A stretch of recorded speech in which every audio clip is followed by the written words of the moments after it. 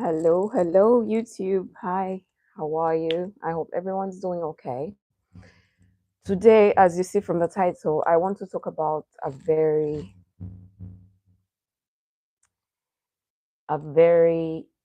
sensitive topic, especially where I come from, because it seems to be very common and yet something that's very much covered up.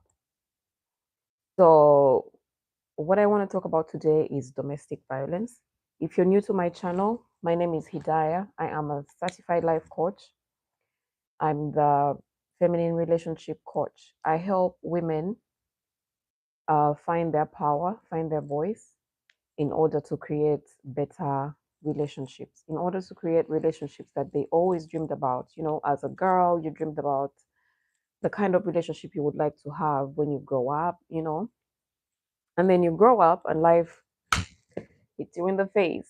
What you realize later on in life because of how you've grown up and your surroundings, you find that you haven't really got the relationship that you always dreamed about. You find that you feel like it's impossible to get the relationship that you always dreamed about. So if that's your target, if you're in a place where you don't feel like that's the relationship that you want, welcome. This is the channel for you. Feel free to comment, subscribe, like, share. Let me know what you would like to hear from me next. Anyway, I want to talk about domestic violence. Unfortunately, this is something that's really common, despite the fact that there's a lot of victims that do not speak up. And this is one of the reasons why it's more and more common. So let's talk about the causes. Causes? Yes.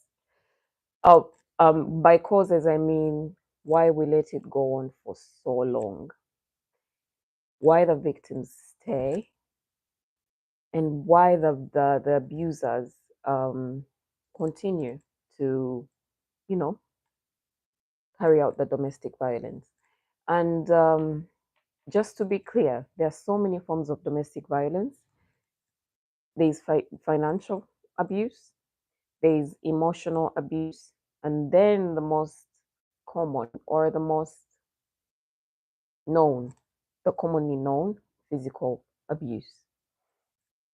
And I want to say that if you're someone that's gone through this, I'm so sorry that this is something that occurred in your life. I'm very sorry that you went through that, because I know that that's not what you signed up for. Okay.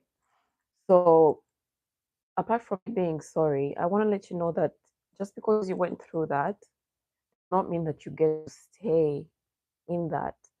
It doesn't mean that you did something wrong for you to go through that. It doesn't mean that there's something wrong with you.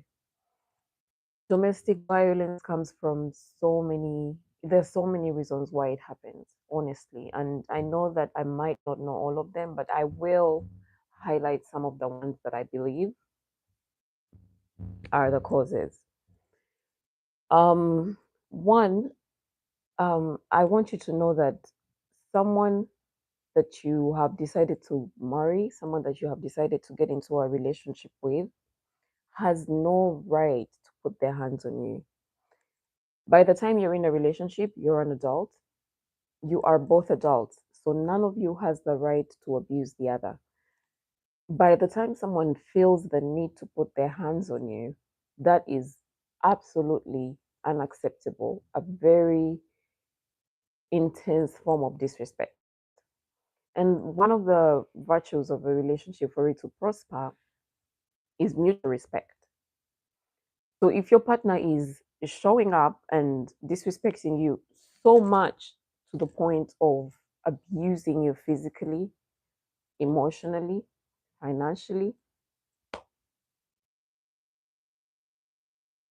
time to see the door, be out of there. But anyway, um, these I want to say something which I'm kind of not finding the words yet, but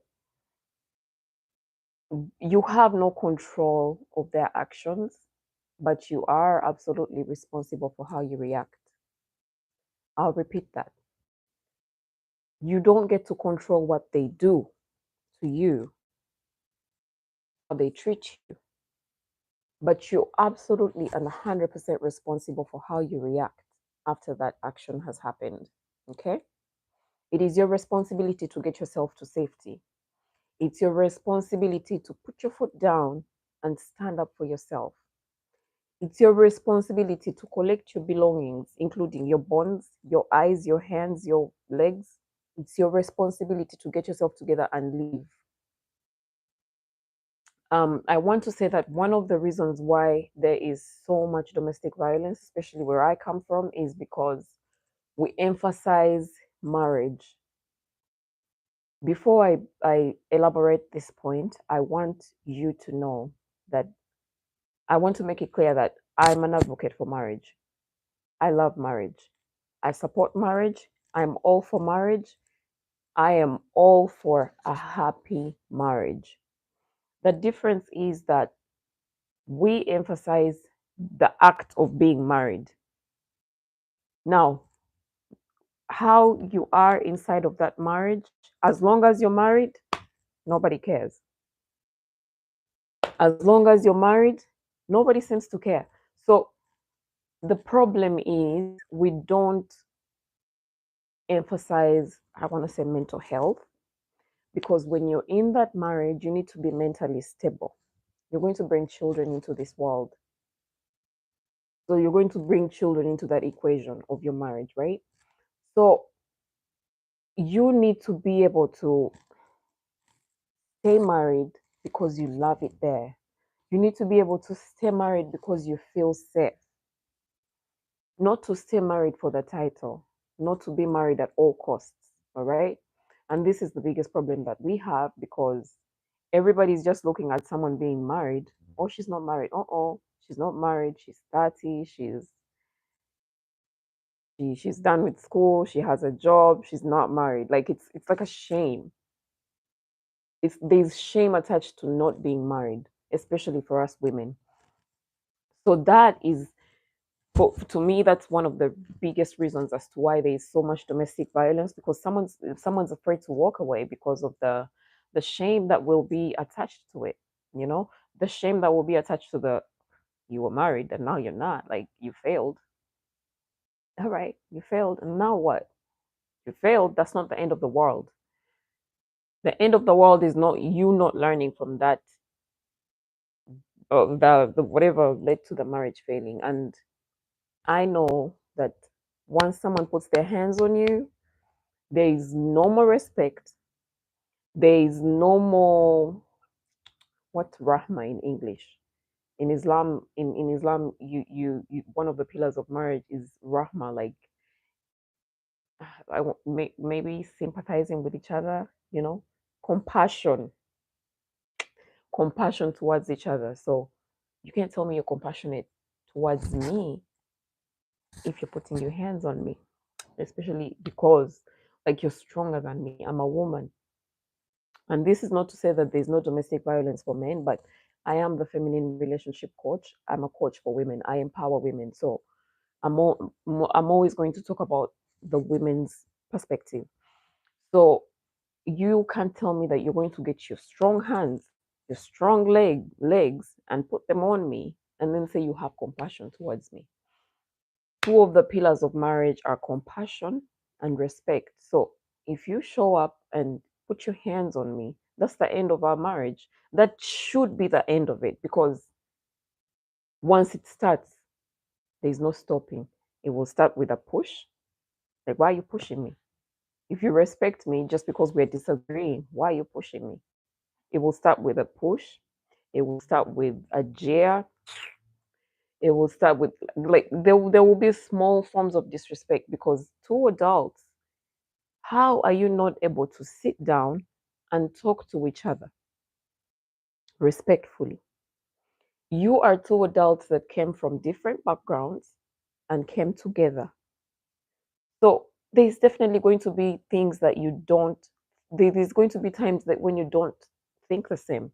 There's going to be times where you don't agree on different things.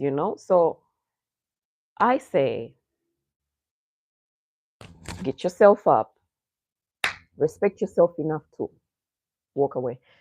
Um, Another cause of the dragging, not the cause of the domestic violence, but the dragging of the domestic violence is getting yourself in a victim mindset. You are the victim. Woe is you. They put your hands on you. Woe, mama. They pushed you. Oh, mama. Poor me. My poor self. I get out. Stop. Like stop with the victim mindset.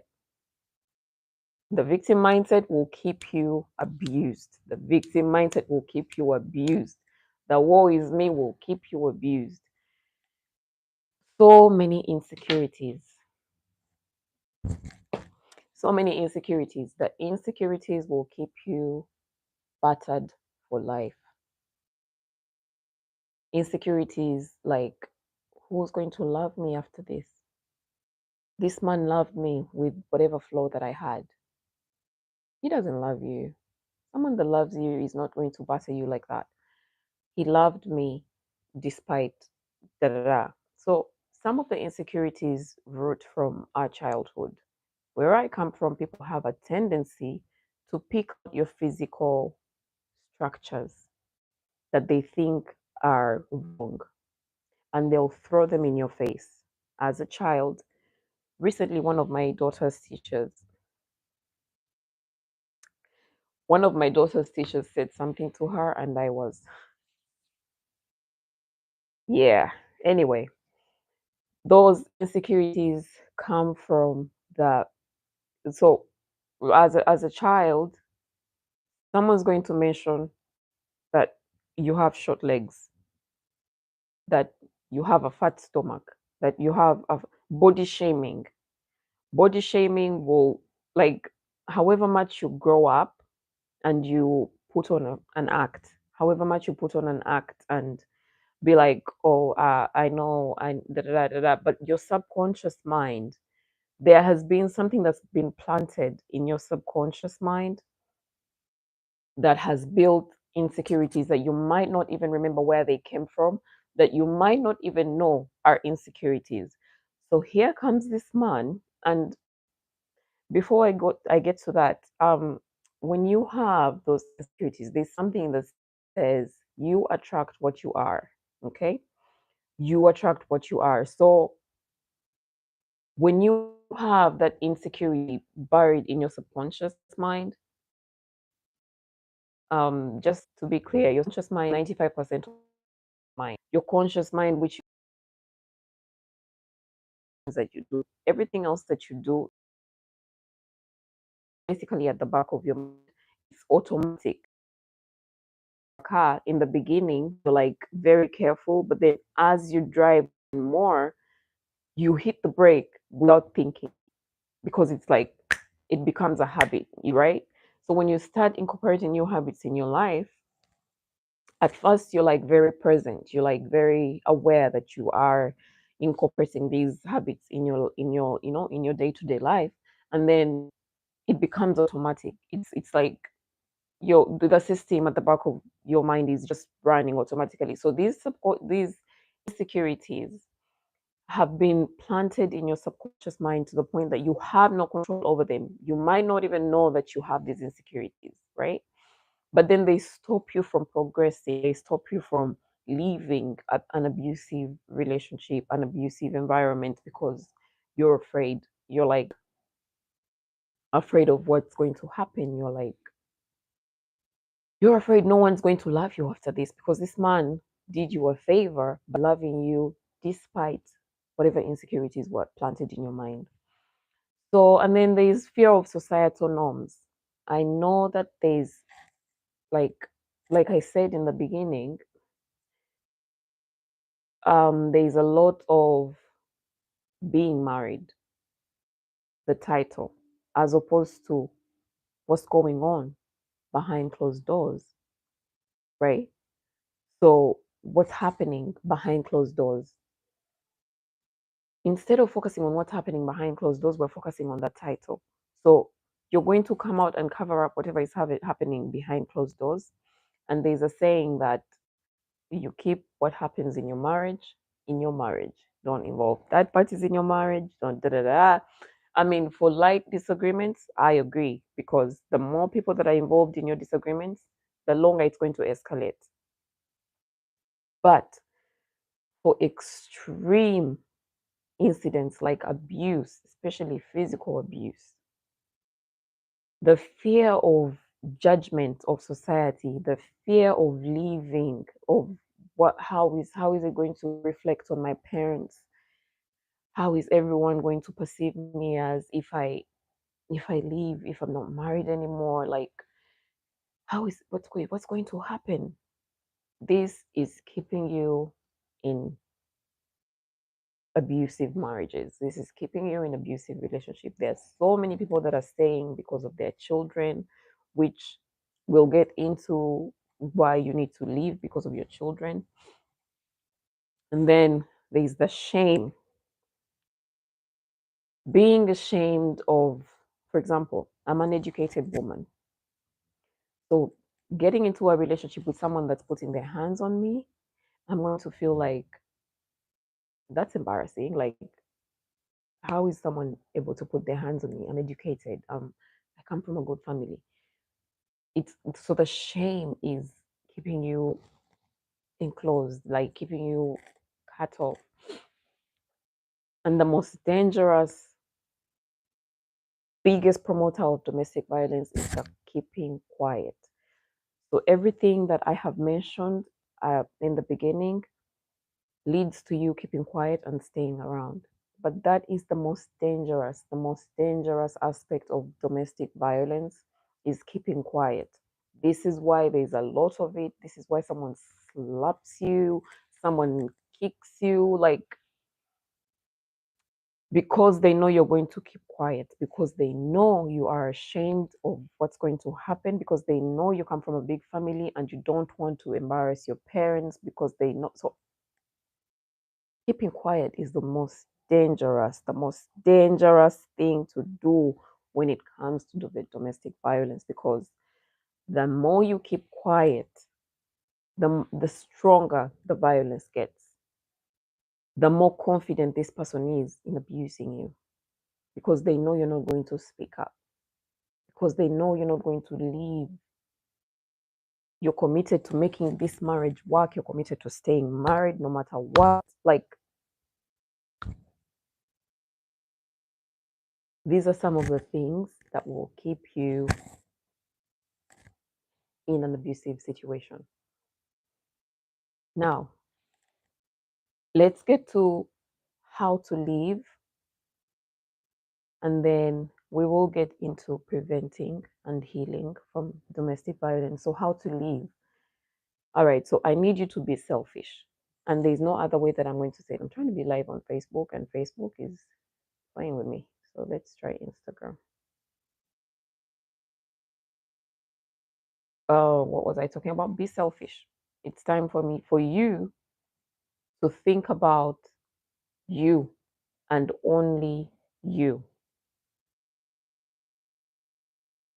Because when you're being beat up, there's nobody else that's being beat up but you. All right? Nobody else is getting kicked but you.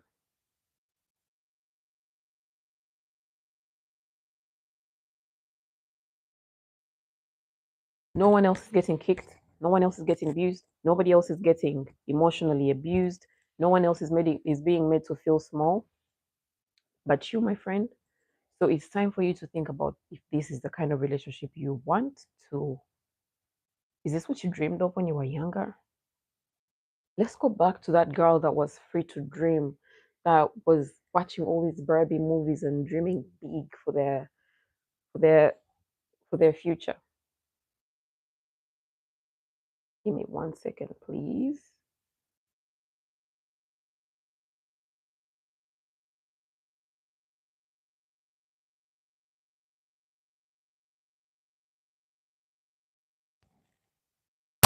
Yeah. So let's think back on the dreams that you had. Eh, this is not what you want. Nobody wants to be in a place where they're scared for their lives. Nobody wants to be in a relationship that they're scared for their lives. That cannot be the rest of your life. That cannot be the kind of person you want to live your life with. That cannot be the kind of person you say you love or that you say loves you when they're abusing you.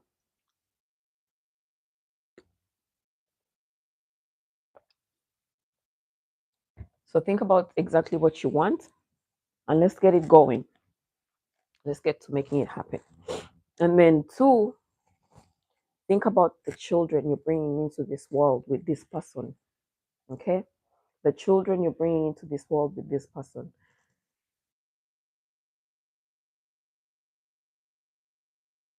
Abusers come from abusive backgrounds. Abusers come from abusive backgrounds. So the person that's abusing you, 99% of chances are they were raised in an environment where they witnessed abuse. They were raised in an environment where either their mother or their father stayed. Their mother stayed as their father was battering her, and now he thinks you can also stay. If his mother stayed, I mean, it must be normal. Their subconscious mind was built around abuse because when we're younger, between the age of 1 to 7, the environment that we're raised in becomes our norm. The environment that we're raised in, the schools that we go to, they build, excuse me, the schools where we go to, the society we're surrounded by builds our character, builds our beliefs. So it either builds us or breaks us. So when I say think about your children, this is what I mean. If you're a woman that's staying in a relationship where your husband is abusing you, your girl children are going to grow up thinking that's the norm. And guess what? They will seek out men that are abusive. You attract what you are. So those are the kinds of men they're going to attract because that is how their subconscious has been built. That is what they have grown up looking at as normal. So is this what you want for your children? Two, those kids are going to grow up with a disaligned nervous system. um, they're going to grow up with their nervous system. What's it called? A fight or flight nervous system, because they're walking on eggshells at home. Charity begins at home. They're walking on eggshells at home, so they're going to grow up afraid to express themselves. They're going to grow up thinking walking on eggshells around your partner is what's normal. As long as you have a partner, everything else doesn't matter. But really, is this something that you want to raise your children going through? Really? Is this the mindset you want to raise your children with? If you have boy children, you let them grow up witnessing you getting abused, they grow up to become abusers. And this is one of the other reasons as to why the abuse keeps growing and keeps spreading, because you're letting your children grow up in environments where they're witnessing you getting abused. And you stayed. And you put on a front that you're happy, but you're not. You're scared for your life. Assuming you're going to keep that life. Because as the abuse grows, so does the intensity of the abuse. So let me know. Let me know if this is what you really want for your children. This is not what you want for your children. You staying in an abusive relationship is what's keeping abuse growing.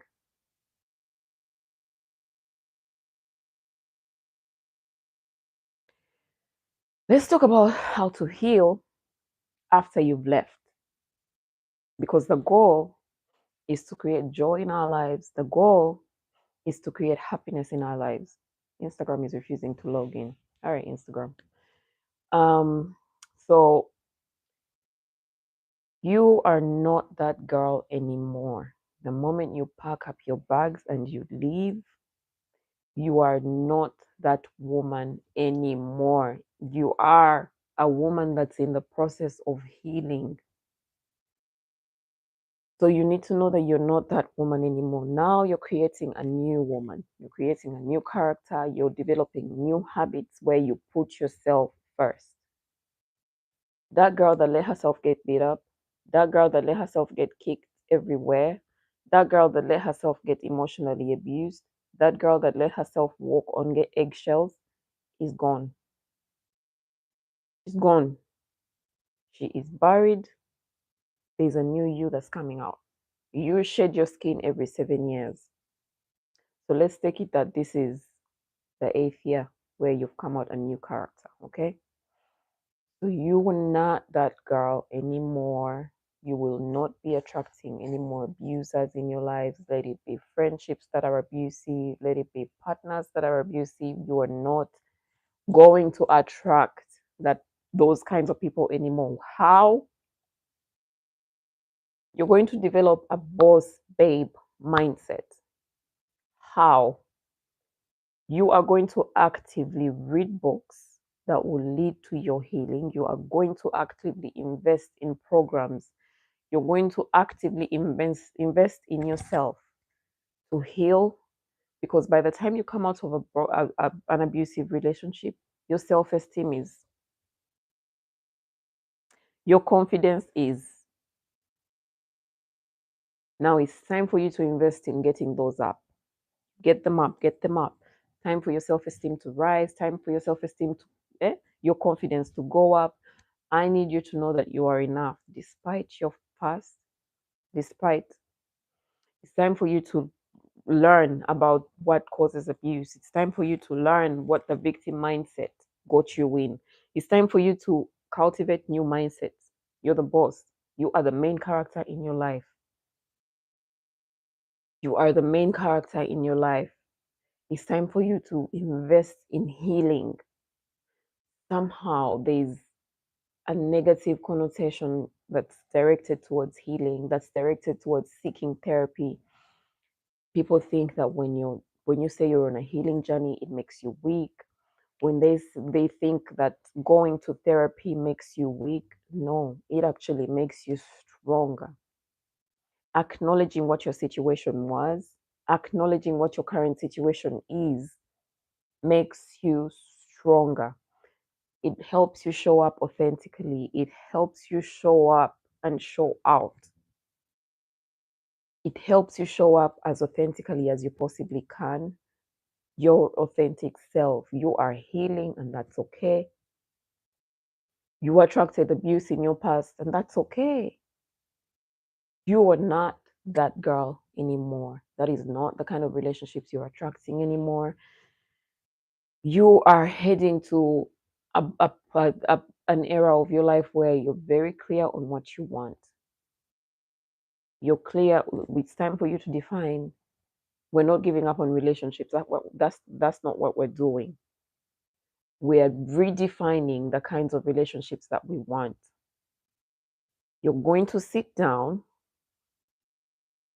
and be clear on what the relationship that you want to attract is. Who are you attracting in your life? What do you want? What do you want your relationship to look like? Because what you want is what you will get. If you're not sure what you want, you're going to attract all kinds of nonsense. So now, despite the fact that society might think that that's impossible for you to get, block them out. Block out the noise. Block out the noise. Block out the noise. There's noise because there's a possibility that you're coming out a single mother, and it's okay. Being a single mother is okay. It is perfectly okay. You survived the abuse, so did your child or children. You came out alive, and all your limbs are still working. Okay? So there's talk of it's impossible to date as a single mother. It's a no, no, no. We're going to focus on exactly what we want without thinking about what other people are perceiving or what their perceptions are. For the most part, when people talk to you, they're projecting. They're projecting their fears onto you. They're projecting their insecurities onto you. So You have to be, you have to decide who you are. You have to decide who are you? What are you made up of? When people project their insecurities on you, you're able to block them out because you know that is them and this is you. That is them and this is you.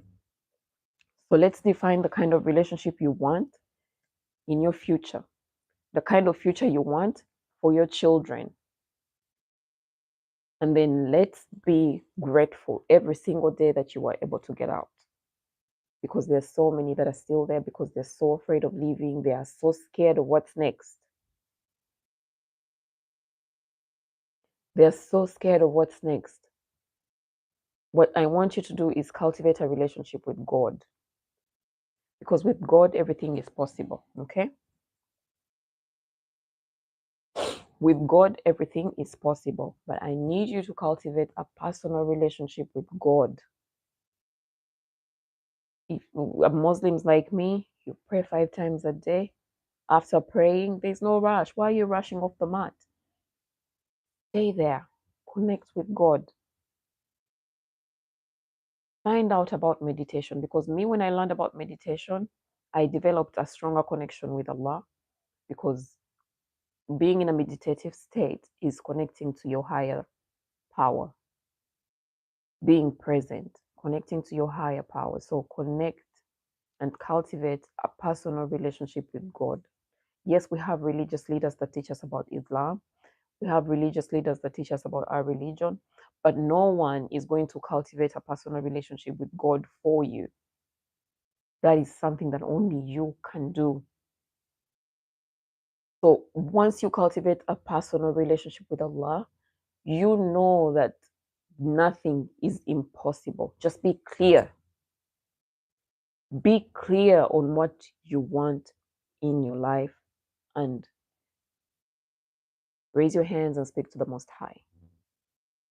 Nothing is impossible. Be delusional. It's only delusional until it happens. Be delusional. Don't be afraid to stand out as the weirdo that dreams big. It's okay. You be that girl that dreams big, bigger than that. Be that girl that, if you were abused when you were 24 and now you're 30, remember that girl that was 24. Be her advocate. Be her advocate. It's time to heal. It's time to step up. It's time to dream big. It's time to open yourself up to the world outside of abuse. And then this part is, I think I should have started with this, but there's a part of you that attracted that abuse. And that is a very hard pill to swallow, but it's the truth. There's a part of you that attracted abuse. And then there's a part of you that tolerated it. It's time for you to dig deep, find that part, heal it, and let it blossom. Shower love with yourself, shower love on yourself.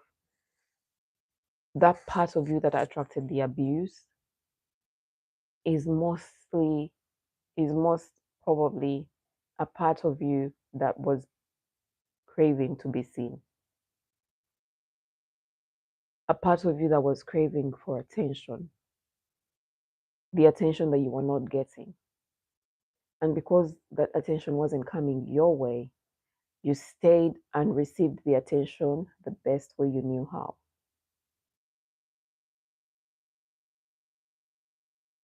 It's a hard pill to swallow, but we are taking responsibility for our lives now. And we're not living in denial anymore because that's what led to the abuse. That's what led to us staying in that abusive relationship, okay?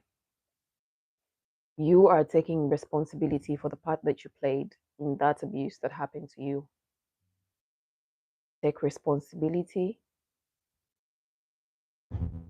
be present for yourself, and make the changes that need to be made for you to be blossom and be happy. So this is something I've had on my mind for like the past week, and it took me a while to gather up the courage for me to come on camera and talk about this. So it takes courage to make changes in your life. It does. No matter who you are, no matter where you're going, it takes courage to come out and speak your truth, to embrace your truth, and to acknowledge and take responsibility. So in this era of your life, you are growing, you're embracing who you are, you're finding your power, you're finding your voice, and you're taking responsibility for your life. All right?